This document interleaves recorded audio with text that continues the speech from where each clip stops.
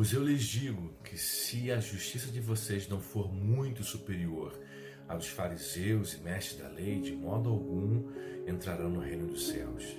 Palavra de Jesus, Mateus capítulo 5. O Sermão do Monte, ele resume a ética de Jesus, descreve os valores que fundamentam o estilo de vida dos seus seguidores. É Mahatma Gandhi que disse que se todas as páginas sagradas da história da humanidade se perdessem e se fossem preservadas apenas as páginas do Sermão do Monte, nada seria perdido. O Sermão do Monte, ele apresenta de maneira clara e objetiva a interpretação de Jesus sobre a lei de Moisés. Vocês ouviram o que foi dito, eu porém vos digo. As palavras de Jesus atravessaram os séculos, oferecendo liberdade para todos quantos viviam oprimidos pelo peso da lógica da justiça retributiva e meritocrática da deteriorada religião de Israel. A partir do Sermão do Monte, então podemos entender uma espécie de síntese da espiritualidade de Jesus. Primeiro, o caminho espiritual de Jesus, ele é interior. Ele vai além do mero comportamentalismo moral. Ele requer de seus discípulos mais do que mera obediência a mandamentos e regras de boa conduta.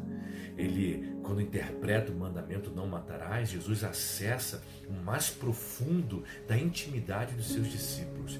Ele faz uma visita ao seu ódio. Assim também, quando ele interpreta o mandamento não adulterarás, levando, portanto, os seus discípulos a encarar o quê? A sua cobiça. Você pode não ter puxado o gatilho, mas se guardou o seu irmão em um lugar chamado ódio em seu coração, é o equivalente a puxar o gatilho. Você não o matou fisicamente, mas em seu coração você o matou. Então não faz muita diferença se você puxou ou não o gatilho. Odiar é uma forma de matar.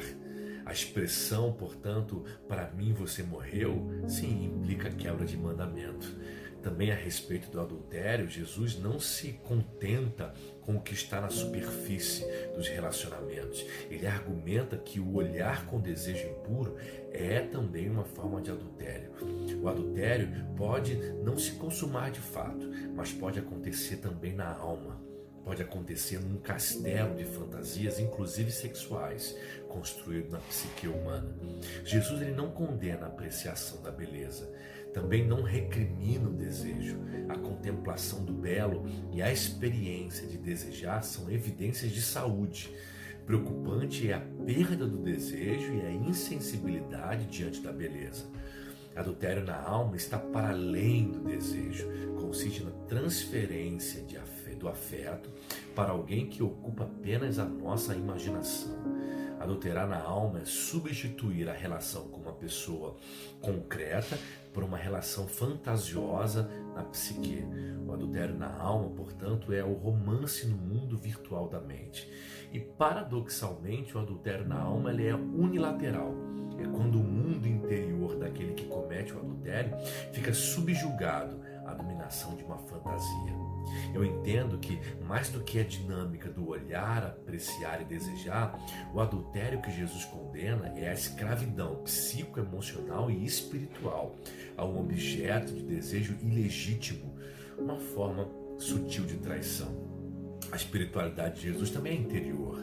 Ocupa-se não apenas do que você faz, mas também do que existe dentro de você, da sua subjetividade, no seu coração, na sua alma. O caminho de Jesus é prático. Jesus encerra o Sermão do Monte com uma série de advertências. Por exemplo, nem todo aquele que diz Senhor, Senhor entrará no reino dos céus, mas apenas aqueles que fazem a vontade do Pai que está no céu.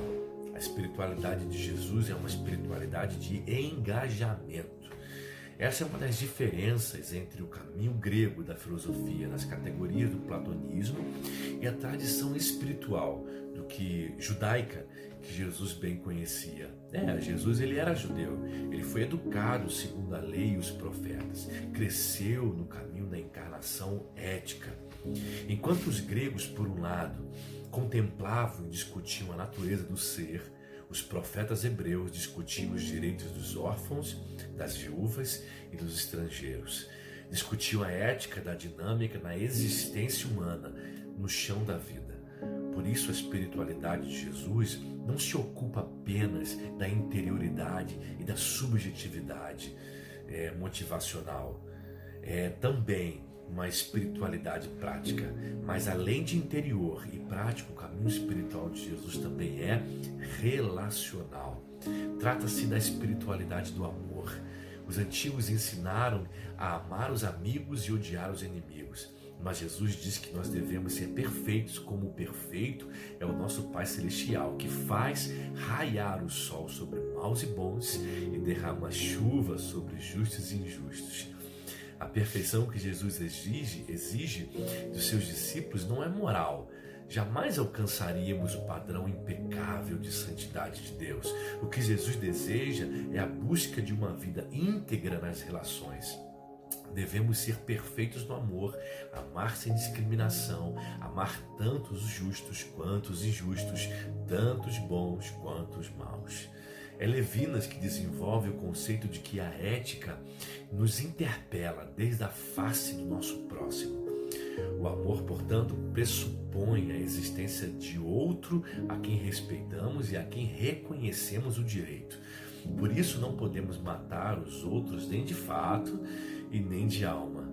Finalmente, de interior, prática e relacional, a espiritualidade de Jesus também é o quê? Teocêntrica.